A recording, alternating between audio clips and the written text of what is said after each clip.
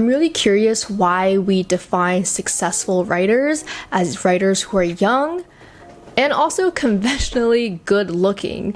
Now, there's nothing wrong with these young authors. I applaud them for their success. I think they're doing amazing and I don't want to take that away. Also, a note here that there are some factors to consider why a young author is successful. For example, privilege, but I don't really want to be talking about that. That's not the focus of the video because I don't want to, I'm not advocating for them to take their privilege away or anything like that. This video is solely focused on making you feel that you are not behind, making you feel that writing can happen at any age and there is no rush. There's no rush to it. I turned 29 a few weeks ago and I actually was so excited to turn 29. I'm so excited to turn 30. I'm so excited to grow older and be older because the older I get, the more comfortable I am with myself and the more things I internalize within myself that I can then export that into writing. Again, I just want to make it clear that I think young writers who are successful should definitely be congratulated.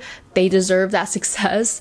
But there's a difference between congratulating them and celebrating their success versus putting them on a pedestal.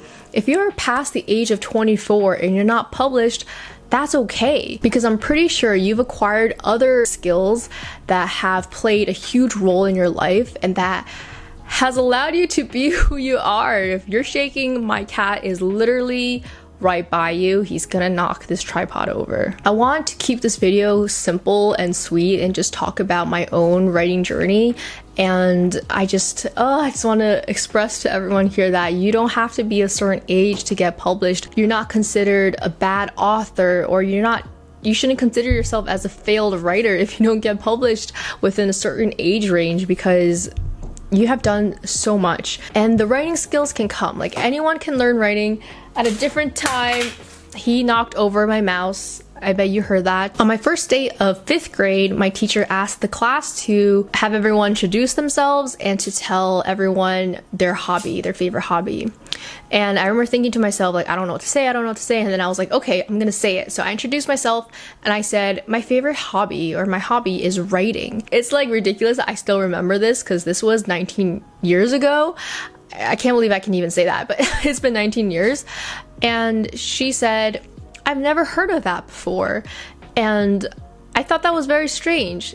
As an adult, I think that's even stranger, because where does she think books come from? When I was in middle school, I started writing fan fiction. I wrote fan fiction of all kinds, all varieties. I wrote anime, I wrote Naruto, or on High School Host Club. I was really into the shipping.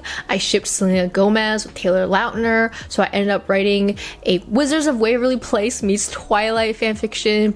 And fan fiction was a time in my life where I got so much external validation, and that this was something that I liked doing and I could keep on doing. On top of writing fan fiction, reading a ton of fan fiction, I was also thinking of full-length novel ideas.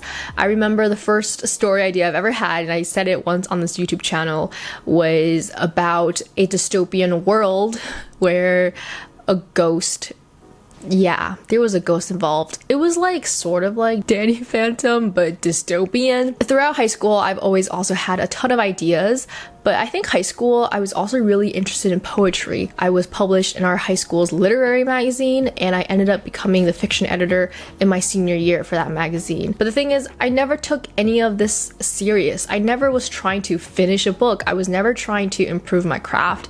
This was something that I wanted to do just when I wanted to do it. And I kept that mentality throughout university, throughout college, and even a little bit after college. From high school to the end of me graduating, I think I had written about 120,000 worth of words, but they were all scattered. They were all different novel ideas, and I never took any of them seriously. I never tried to improve my craft. I never tried to sit down and actually finish the book, because I guess I just wasn't interested in that, and that wasn't the focus I had.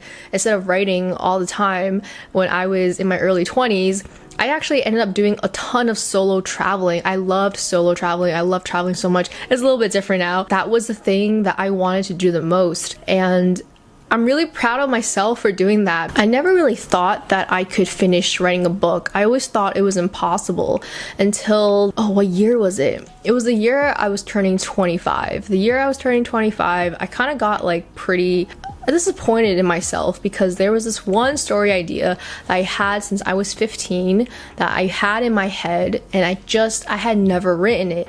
So the year, I forgot what year was it. It was, I think, 2018. The year of 2018 in January, I was like, this is the year I'm gonna write my book. I'm 25 now. It's been 10 years since I had this initial story idea when I was 15. I'm gonna write the book. And that was when I started taking writing seriously. I wrote every day, or close to every day after work.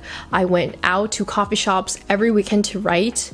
And there was a lull in that period, but I ended up finishing the book. I finished the book, I think, a year and a half later. So I was almost 26 at that point, and I had finished my first book to completion. The reason why I wanted to share this story with you is because I am one of the older author tubers on this platform. There was no way I was able to write while doing my computer science degree. There was no way I was able to write right after I graduated because I was traveling so much. And it wasn't until, my mid-20s that I've been working for a few years already that I was like, okay, let's go back to this hobby. Let's try to make this something I really want to do. And I'm also really proud of myself. I think I've accomplished so much since then. Since then, I've sold about $300 worth of short stories and poetry. I'm an editor now, and this wouldn't have happened if I forced it at a young age. That's where I am, and I'm really excited to see how I can continue improving and how I can continue growing my craft without comparisons to everyone else, because honestly, I don't care. I really don't care about other people's successes in relative to like how I'm doing. Like, obviously I'm happy for my peers, I'm so happy for them, but to myself, when I hear other people succeed who are super young or much younger than me in their publishing career, that's really good for them. And I know that that's not to say that I'm doing worse or I'm doing bad. We are literally at different points in our career in writing, but also our life. Everyone's different and everyone starts their career differently. Also, I want to point out this one thing before we wrap up, which is that publishing is no joke. I had the wrong idea of publishing. When I was in elementary school, I read that book. It was like an elementary school book. It had like the girl on the cover who was like looking at a spine. You know what I'm talking about? And she was publishing at like 10. And then when I was 22, I was like, I wish I could just publish. I wish I could be Veronica Roth, who also published when she was 22. And what I've learned now as an adult is that publishing is an industry. It's here to make money, and you are there to give them books so they can sell. I don't know if I just grow more cynical, but I have such a negative look towards publishing now, because even a little bit of self-publishing, because you're putting your whole art, your whole craft into a yearly schedule. You gotta pump out books, and that's what I'm really terrified of the most, because what happens when you stop writing? What happens when you stop writing for a little bit? What if you can't catch up to the market?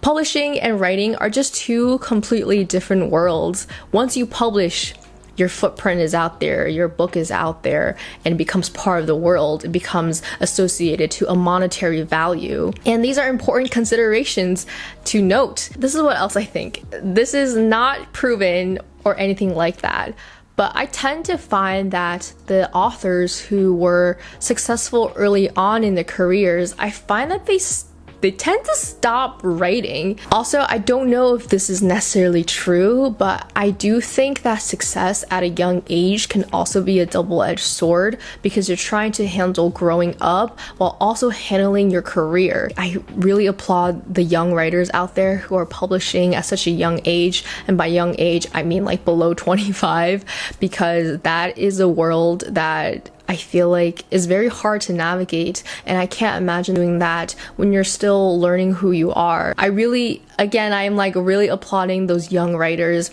I think we should celebrate their successes, and we should encourage them to keep going, because I'm sure the industry is really hard, especially in the entertainment industry, right? There is a difference that I want to emphasize, and I hope I've emphasized in this video. There's a difference between glamorizing a young author's success and celebrating their success. Thank you so much for listening to me. I don't know if I made sense, but those are some of the feels I had since I turned 29. There's a balloon, and I hope you guys are having a great day. Thanks for watching.